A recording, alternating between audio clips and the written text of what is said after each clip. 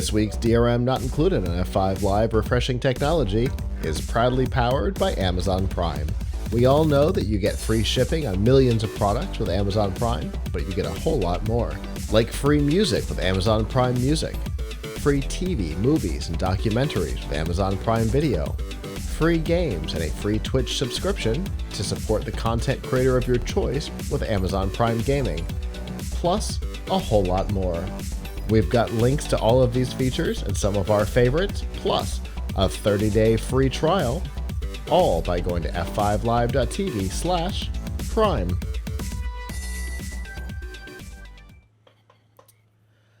This week, as part of CinemaCon, we learned some stuff about what's going on, or what's possibly going on, over at Paramount, in particular around Star Trek. A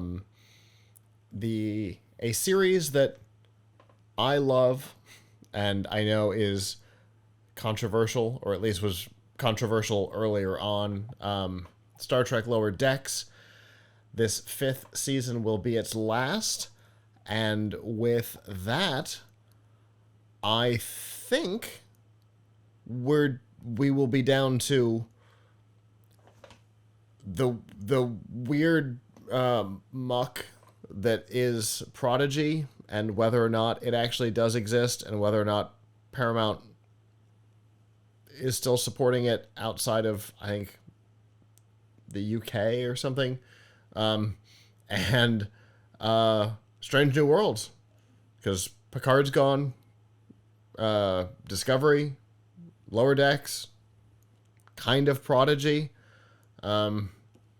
is the golden age of Star Trek streaming coming to an end? Maybe Paramount, we know is in trouble. They have tried to sell themselves over the last couple of months. And if you watched the presentation, the new stuff that was announced felt a little bit like, the whole presentation felt a little bit like Paramount showcasing its IP more than actually announcing new projects, which was concerning, especially for a company that's in the process of trying to find a buyer. But hopefully that's not what it is. Hopefully the stuff that they talked about could actually come to fruition. A new Star Trek film, the series at Academy, which has and has not had things mentioned in recent months. What's it called? The movie. Oh, the Michelle Yeoh movies for sure happened, yeah, because they wrapped filming. Okay, well that's good. But that's a so film. The Section 31 movie wrapped filming. Yeah, but that's a film, right? And yeah, in fairness, Batgirl wrapped filming, wrapped editing, and will never see the light of day. So just because it's wrapped filming doesn't mean that somebody's not going to try and take a write-off on it. I don't think they will on this, because this was like a fan demand film.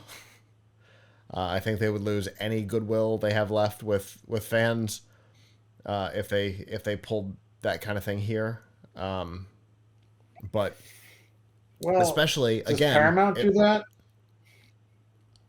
They have Prodigy was one of the things that they pulled as a tax write-off,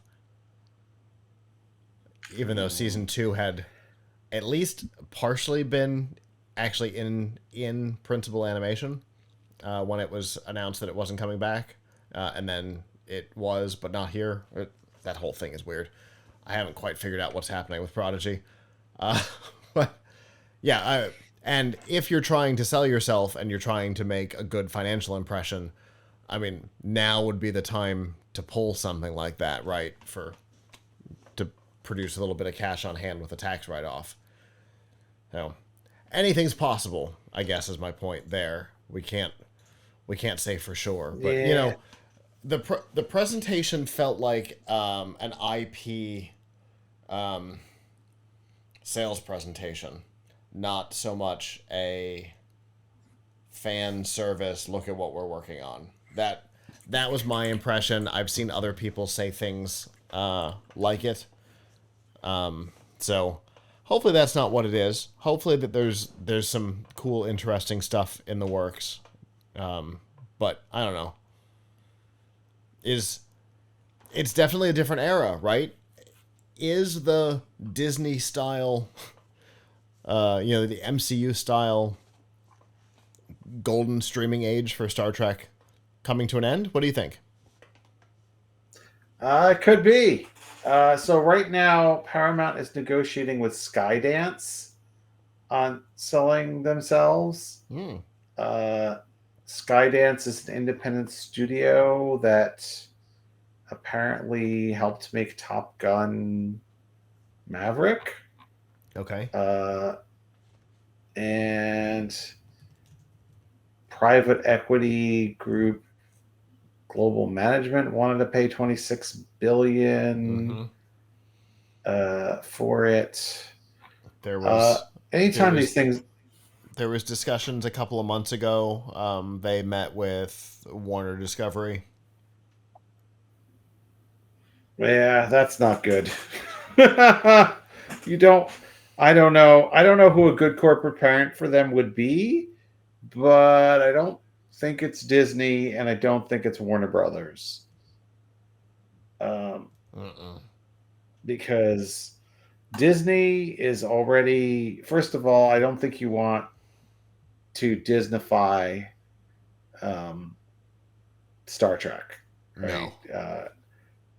So, and also then you'd have kind of can't have Star Trek and Star Wars under the same roof. It's not right.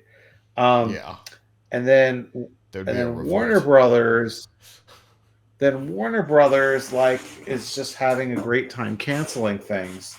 So I don't think that's great either. They're just really just trying to, I don't know, whatever. So I don't know what a good answer for this is.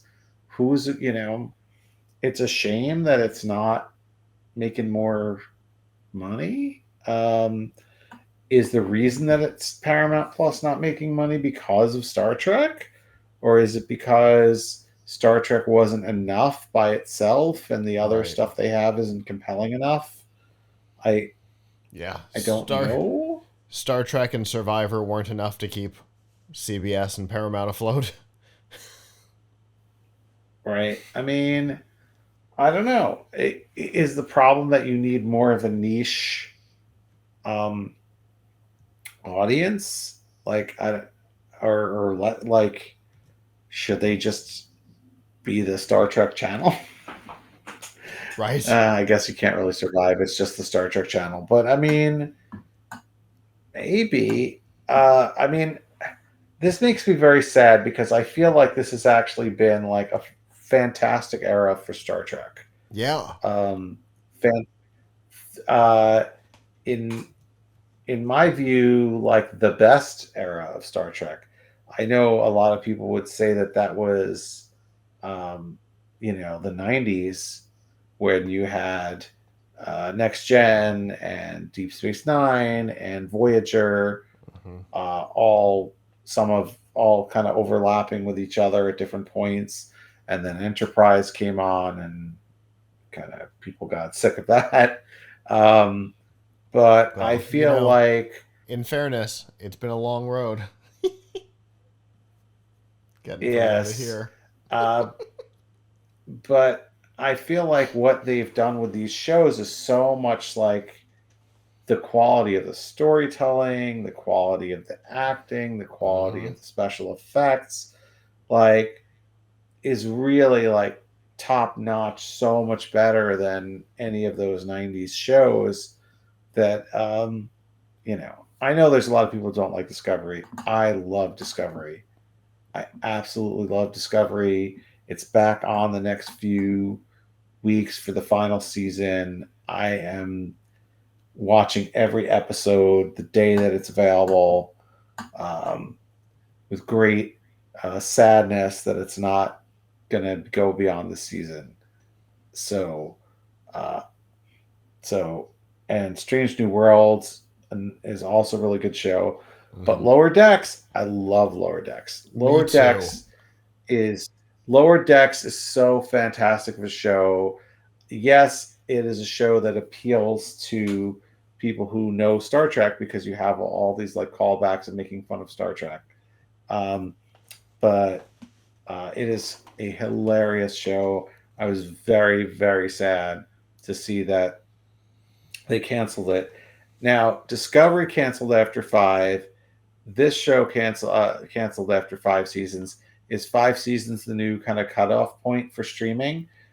For streaming shows? Look, Stranger Things, the most popular streaming show around, cut off after 5 seasons too, right? So, although the way Stranger Things is going, they spend so much time filming one season, the kids will be like grandparents by the time they would get to season 6. Yeah. Um, but nevertheless, like the it seems that 5 seasons of a streaming show is a lot. Yeah, it does. And so, in fairness, for Stranger Things, they got heroed by the writers' strike, and they got hit by COVID. all in their production schedule. So the first 3 seasons came out pretty rapid fire, and then 4 and 5 got hit by all kinds of production delays. But yeah, it does seem that 5, and 5 was the plan earlier on, for the mainline Stranger Things story. So again, it was planned for 5, Discovery for 5, Lower Decks for 5. We've seen it happen a number of other times.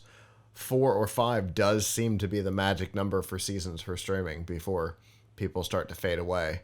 There's people like me that will never fade away, and will go back and rewatch Lower Decks several more times. But I'm not. I know I'm not normal.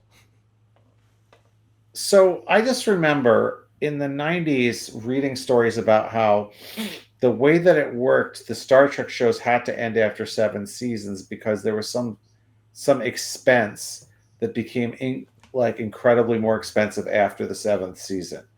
I don't know what it was, contracts or whatever, but if you notice, Next Generation, Deep Space Nine, and Voyager all ended after 7 seasons, and that was very deliberate.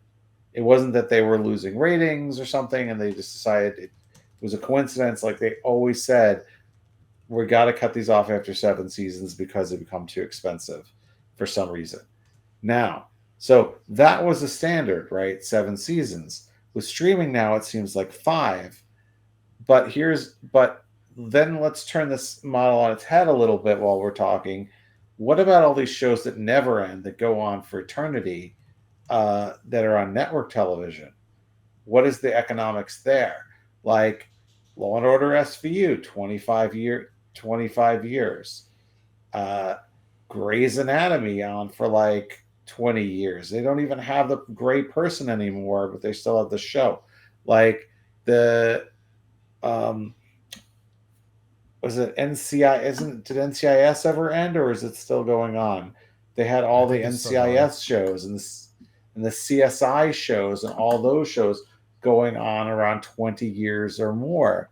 So it seems that with certain kinds of shows, they never want to take them off of the air, at least when it comes to broadcast.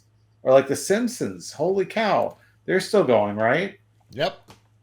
Simpsons, Family Guy, both 25 plus, I think, at this point. Family Guy, I think, might be 23. South Park. Yeah, South Park. Which is Paramount, right? By the way. Animation. Right. So animation goes for absolutely forever. Mm-hmm. And then these procedural or relatively procedural, I guess it can have an ongoing story, cop, secret agent, and medical shows can go on for eternity. For eternity as well.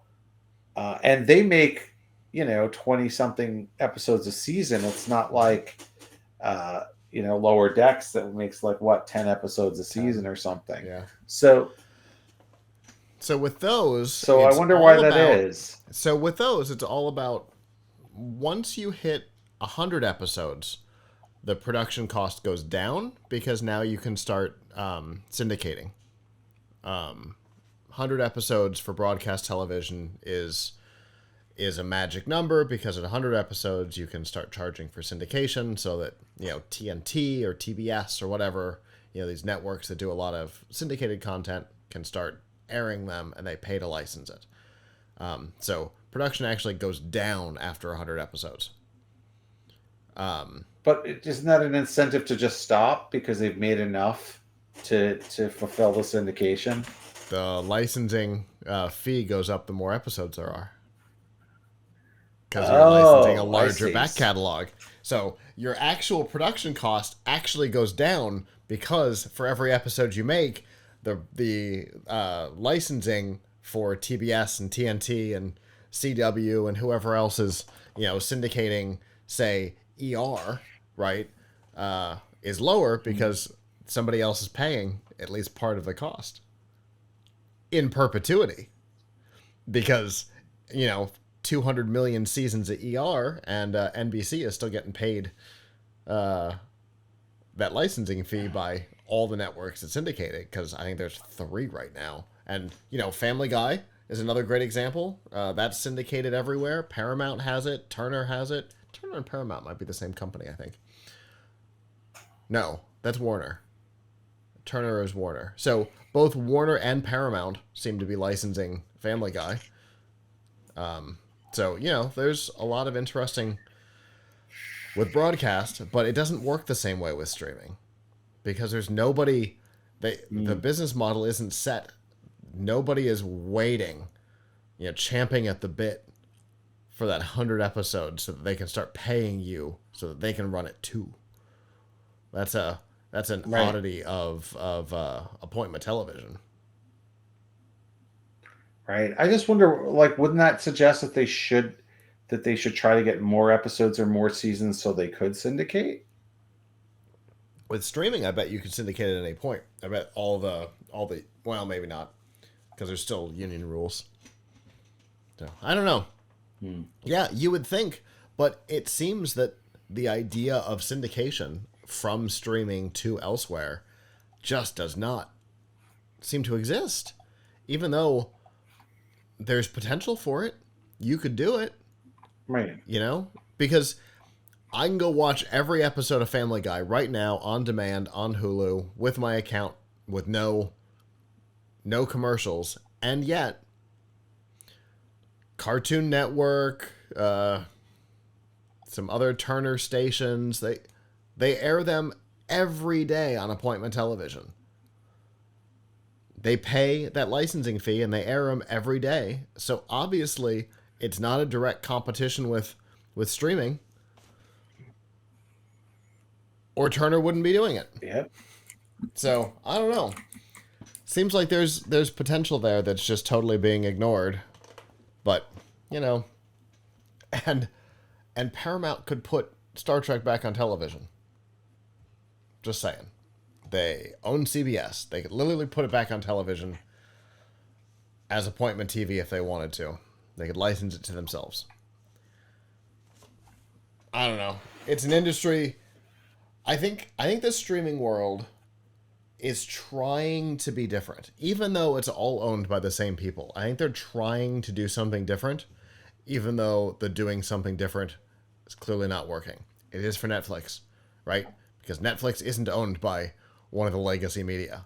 But all the things that are owned by the legacy media are like, well, we're going to be different than the other division. Why? Just because you want to be different? If y'all know how to do the other thing, do the other thing. Right? You don't have to be different just to be different. I don't know. And then we have TCL making an AI rom-com. So, it's a confusing industry, Evan. Very much so. I guess with some time we'll see what happens. The possible buyout of Paramount could change things, especially if if this one that you mentioned goes through, because that's the Ellison family. So, you know, one of the richest families on the planet could buy it and take a loss on it for a while bringing it back and doing interesting things with IP. So I guess there's a lot up in the air right now, and only time will tell what comes next. Hello, YouTube. Thanks for watching, and I hope you enjoyed this episode of F5 Live Refreshing Technology. If you did, please subscribe to the channel down below, and of course hit the notification bell, because we know that subscriptions don't mean much on YouTube anymore. If you've got topics that you'd like us to talk about in the future, please comment them down below. And if you'd like to not follow us on YouTube, there's lots of ways that you can follow along with our content by going to plughitslive.com/subscribe. There you'll see all of our shows and all of the ways that you can watch, listen, and follow along.